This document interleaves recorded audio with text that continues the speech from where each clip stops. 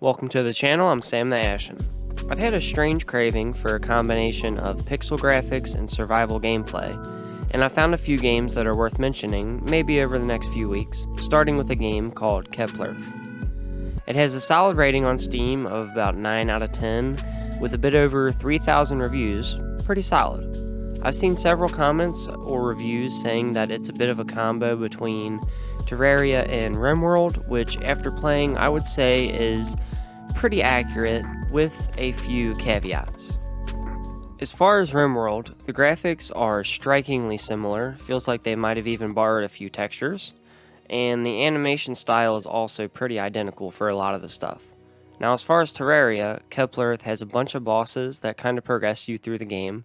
You explore and gather resources for your gear to get stronger, maybe build a home base and then set out to find your first boss. Then you unlock the underworld and do the same loop, which is actually a really fun gameplay loop. It's worked for a ton of games, including Terraria, and it also works here for the most part. Just to be clear, I'm not saying the game is just like Terraria, and it's definitely not a better game than Terraria, but there are similarities that can be seen. One of my favorite mechanics in this game is how they handled leveling up or the skill tree. In Keplerth, there is a gene editing tree where you have to collect this game's currency, similar to souls in a Souls game or coins in Terraria, combined with collecting special drops from different monsters or resources like trees. Then you can unlock certain new genes. It's a really cool idea, and I think they executed this part really well.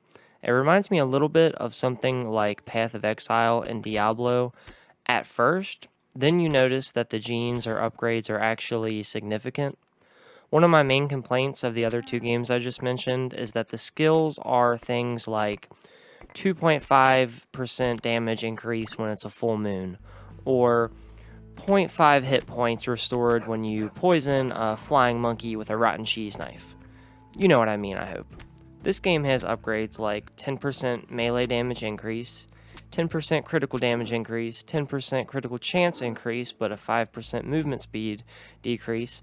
All of these genes are going to shape your character into a handcrafted build, and you'll notice the different genes that you use, which is hugely important to make the skills seem worthwhile.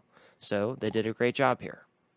My biggest complaint so far, and to be fair, it's definitely an important one, is enemy variety. In a game where you're fighting to get resources or to stay alive a lot of the time, enemy variety is a major factor in keeping things fresh and fun. On the surface, it looks like they did an amazing job at this.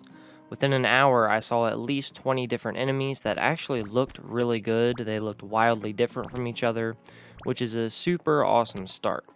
What fell flat was that these enemies are only different on their appearance. Literally 90% of the enemies I've seen boils down to backing away and hitting the enemy until they die, with 0 different attack animations. All they do is run at you, and if they touch you, it hurts. They could have easily gotten creative here, even just a little bit. The only variety is the 1 or 2 enemies that have a ranged attack. They could have had an enemy with a shield that you had to break or get around. They could have given some enemies special abilities like running faster than you for a short period, and you have to dodge and get in your attack in their recovery stage. There's a ton of different things that they could have done but didn't, which really boils down to the bottom line.